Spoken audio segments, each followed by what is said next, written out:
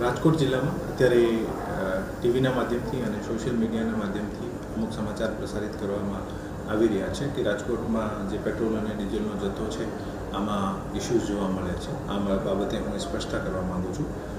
રાજકોટ જિલ્લામાં આ પ્રકારની કોઈ પણ પરિસ્થિતિ જે છે એવી નથી. આપણી પાસે તમામ જથ્થો અવેલેબલ છે અને એક જે માહિતી પ્રસાર કરવામાં આવી રહી છે કે અમુક પેટ્રોલ પંપ જે છે ડ્રાય થઈ ગયા છે, ખરેખર એવી સ્થિતિ નથી. અને જે પેટ્રોલ પંપમાં ઇસ્યુ થયા છે આની પણ હું એક સ્પષ્ટતા કરવા માગું છું, જેથી બધાને ક્લેરિટી આવે કે આપણે પેનિક થવાની જરૂર નથી. આપણી પાસે ઇનફ જથ્થો અવેલેબલ છે અને જે પણ આપણા domestic vehicles, light commercial, heavy commercial જે પણ વ્હીકલ્સ હશે આને માટે પૂરતો જથ્થો ઉપલબ્ધ છે.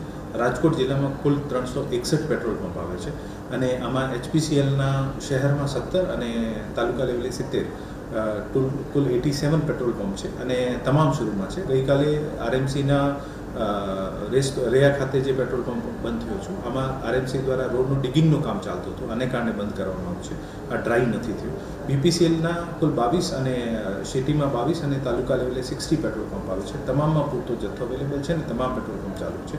IOCL કંપનીના કુલ સિટીમાં 29 અને તાલુકા લેવલે 79 પેટ્રોલ પંપ છે. તમામમાં પૂરતો જથ્થો છે. જે કે પેટ્રોલ પંપ આટકોટ ખાતે જે ગઈકાલે ઇસ્યુ થયો છે અને બેંક ખાતાની ભૂલના કારણે, ટ્રાન્ઝેક્શન્સના ઇસ્યુઝના કારણે એજન્સી અને પેટ્રોલ પંપના વચ્ચે પેમેન્ટના ઇસ્યુના કારણે થોડી વખત ઇસ્યુ રહ્યો છે. પેટ્રોલ પંપ ડ્રાય નથી અને ત્યાં પણ અત્યારે જે છે સપ્લાય ચાલુ છે. જીઓ, BP, રિલાયન્સના કુલ 17 પેટ્રોલ પંપ છે. તમામમાં પુરવઠો ચાલુ છે. નાયરા કંપનીના સિટીમાં 19 અને તાલુકામાં 40 પેટ્રોલ પંપ છે અને જેમાં રાજકોટનો એક વિક્રમ પેટ્રોલ પંપ જે છે આ ટ્રાન્સપોર્ટેશનના ઇસ્યુના કારણે ડિલે થયું છે. બાકી આમાં પૂરતો જથ્થો અવેલેબલ છે. ઇમરજન્સી સ્ટોક પણ આપણી પાસે અવેલેબલ હતો. આપણે અત્યારે તમામ પેટ્રોલ પંપ જે છે આ ચાલુ છે. શેલ કંપનીના શહેરમાં 6 અને તાલુકા કક્ષાએ 2 પેટ્રોલ પંપ આવે છે. તમામ શરૂ છે. હું આ વિગતવાર ડિટેલ્સ આને માટે આપું છું કે આપને બધાને ક્લેરિટી થાય કે આપણા તમામ પેટ્રોલ પંપ ઉપર પૂરતો જથ્થો ઉપલબ્ધ છે. કોઈ પણ પેનિક કરીને પેટ્રોલ પંપ ઉપર લાઈન લગાવવાની જરૂર નથી.